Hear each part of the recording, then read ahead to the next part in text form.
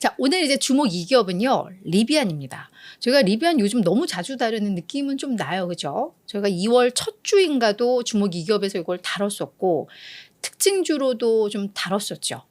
근데 오늘 또 가지고 나왔습니다. 왜냐면 지금 월가에서도 리비안에 대한 관심이 지대해요. 상당히 많습니다. 그래서 관련된 뉴스, 뭐 월가의 분석들 이렇게 계속 쏟아져서 저희도 계속 그냥 또 우리 투자자분들도 서학개미분들도 리비안 많이 또 갖고 계시잖아요. 그래서 내용도 계속 업데이트하는 관점에서 좀 준비를 해왔는데요.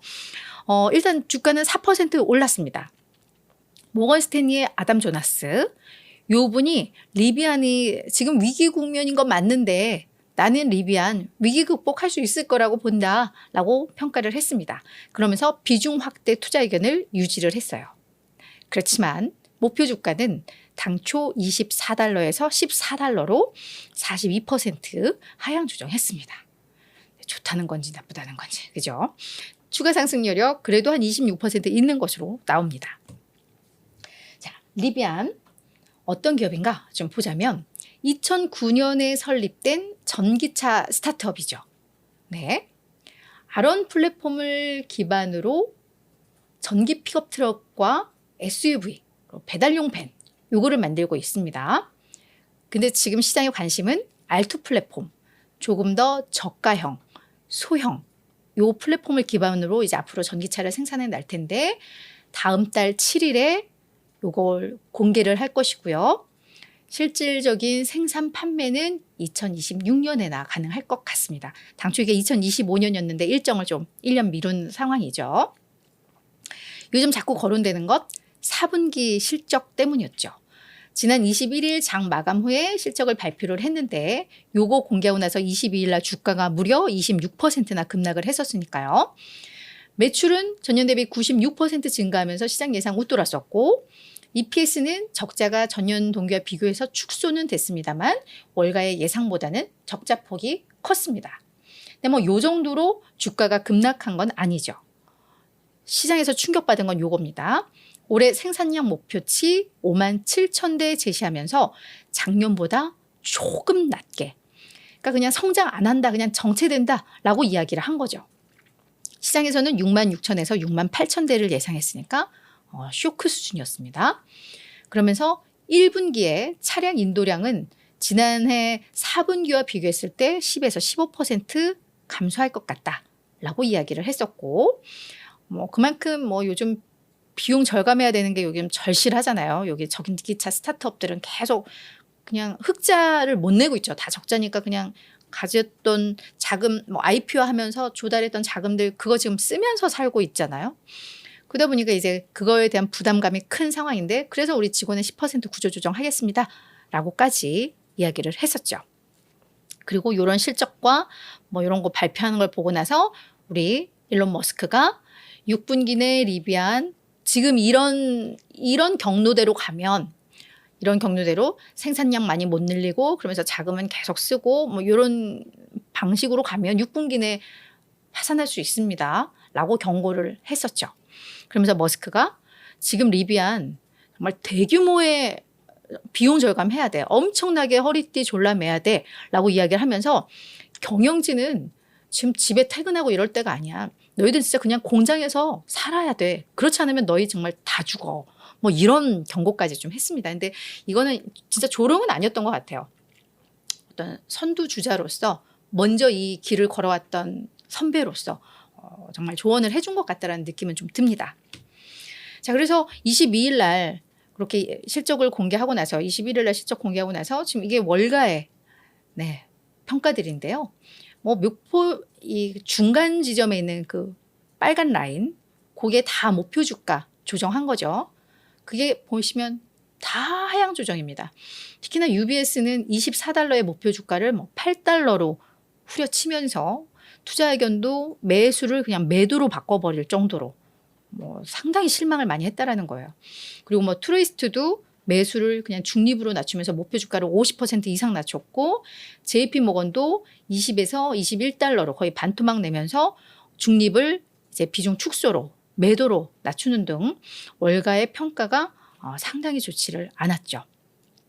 네, 그래서 이 UBS는 지금 주가 많이 빠졌는데도 불구하고 앞으로 28%더 빠져야 돼요. 그러니까 완전 낙관론자에서 완전 비관론자로 돌아서 버렸는데 그때 이 UBS가 왜 그렇게 얘기를 했는지 제가 그 보고서 그 기사화한 걸 좀 봤더니 그래 이 리비안의 제품과 브랜드력 긍정적이야. 나 그거 인정해. 그런데 올해 생산량 목표치 이거 보면 올해 성장 없다는 거고 그러면서 현금은 계속 쓰는 거잖아. 뭐 인건비든 뭐든 그냥 다 그죠?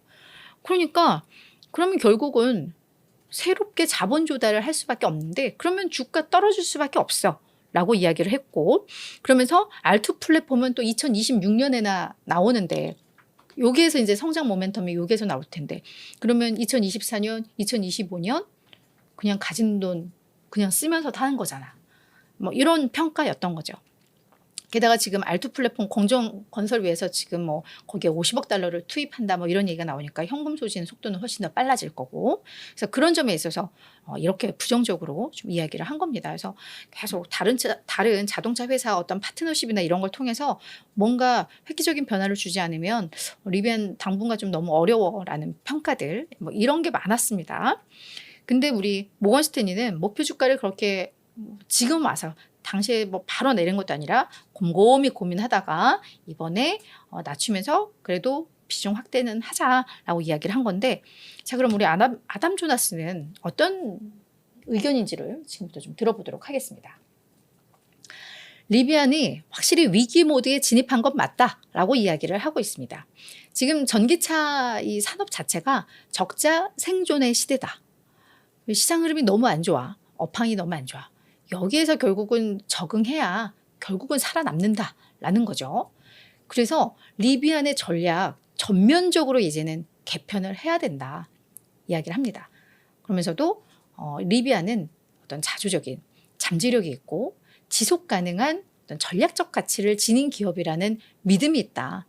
그래서 어떤 이 전략들을 뒤에 나올 거예요. 이 세 가지 측면의 전략을 잘 개편만 한다면 위기 모드 잘 극복할 수 있다.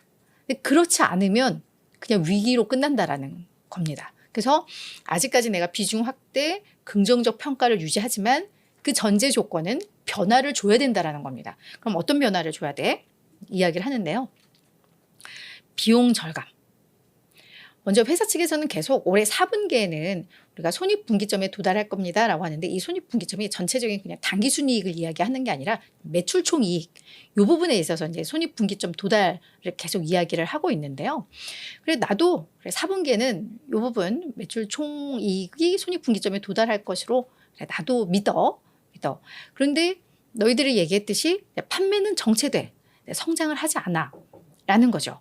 그럼 이런 상황에 있어서는 특정 제품에 대해서 이제는 더 많이 팔리게 하기 위해서 뭐 다시 재설계를 한다던가 리엔지니어링을 한다던가 자재 비용을 많이 축소를 시키는 등 이렇게 해서라도 비용을 줄여야 돼.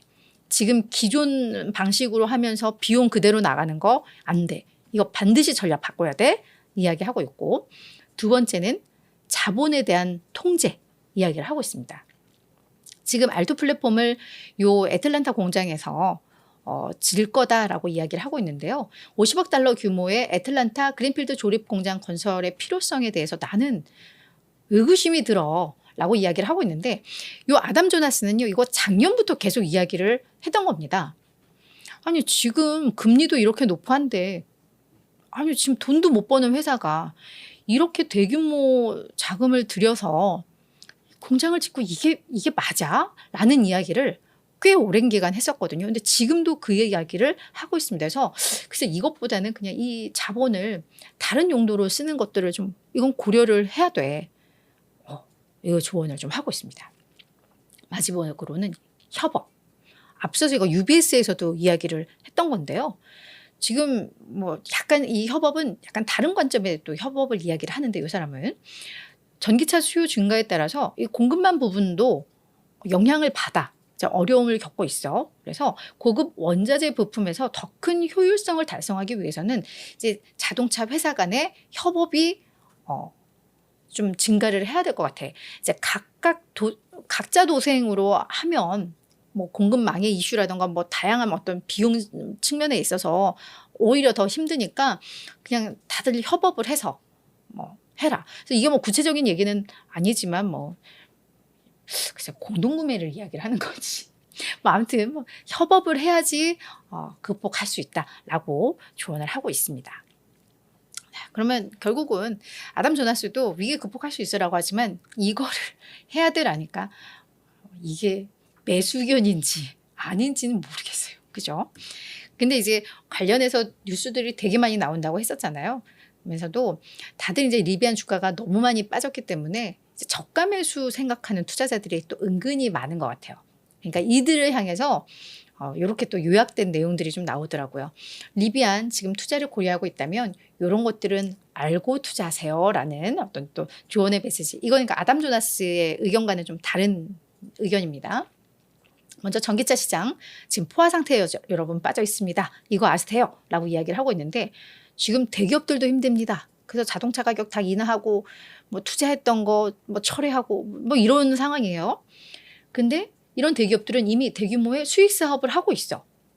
근데 그들과 지금은 경쟁해야 되는데 이 대기업들도 힘든 상황이야. 근데 그럼 그들과 경쟁할 수 있는 리비안에 뭔가 정말 차별화된 요인이 있어? 차별화된 경쟁력이 있어? 요거를 먼저 체크를 하세요. 두 번째, 리비안은 적자 상태가 지속되고 있습니다. 근데 자동차는 자본 집약적인 사업이에요.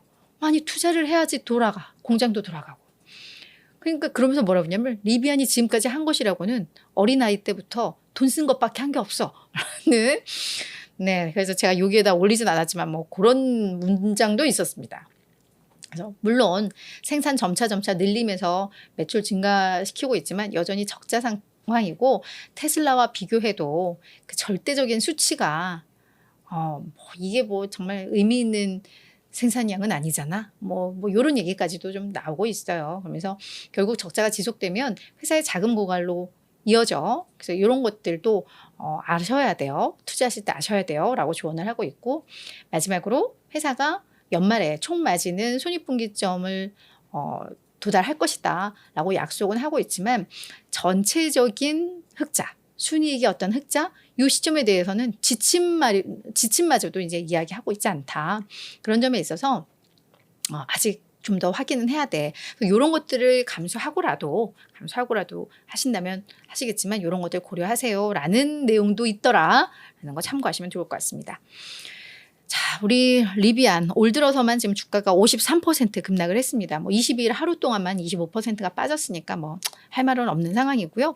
월가의 의견들도 확실히 좀 부정적으로 바뀌고 있습니다.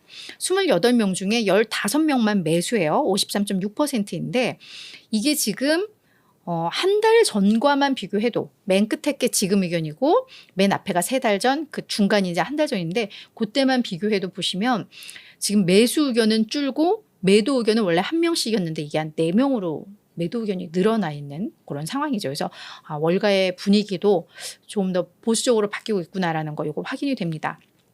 다만 주가가 단기적으로 너무 많이 밀려서 평균 목표 주가는 17.9달러가 나와요.